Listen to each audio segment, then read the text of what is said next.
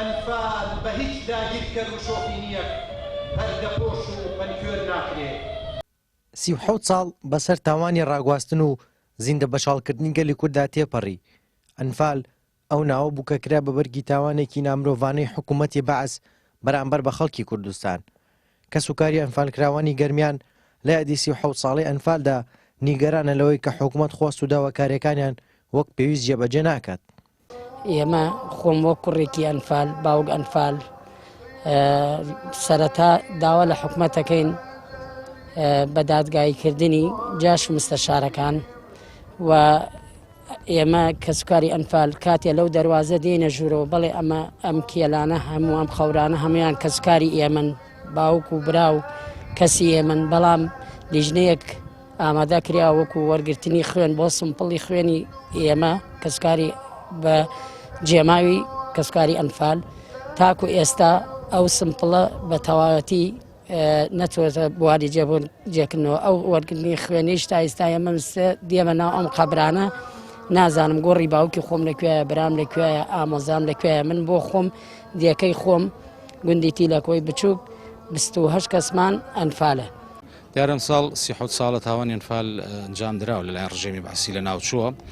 داواکاریەکانمان چەند بارە و دووبارە کرێتەوە بەڵام خاڵی گرنگ و جەوهری ئێمە وەکو کەسوکاری ئەنفال کراوان بەڕاستی هێنانەی ڕووفاتی ئازیزەکانە لە خواروی عێراق لە بیابانەکان چکە بەڕاستی ئێستا مەترسی لە ناوچوونیان هەیە بە جۆرێک خەریکە جێگای ڕووفاتەکانێک کە کشت و کاڵ و ئەوان هەڵبەت ئەو جوتیانەش مافی خۆیانە چەند ساڵێکە چاوەڕێن بەڵام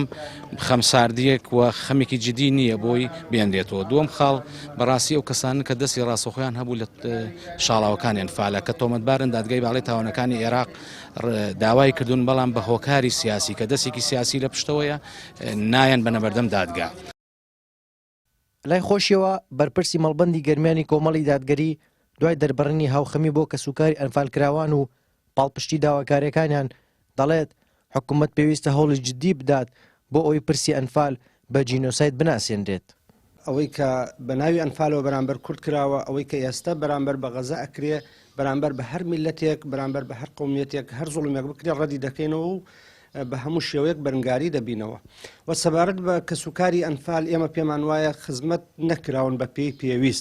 پێویستە حکوومەتی هەرێم ئاوڕی جدیان لێ بداتەوە خزمەتی زیاتر بکرێن چونکە هۆکارێک بوو بۆ ئەوەی کە میلەتی کورد زیاتر بە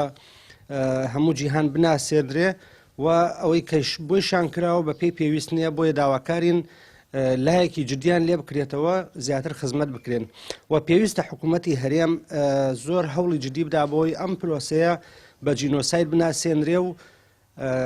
ببێتە شتێکی عام کە هەموو عالەم ئاشنابن بە بابەتەکە.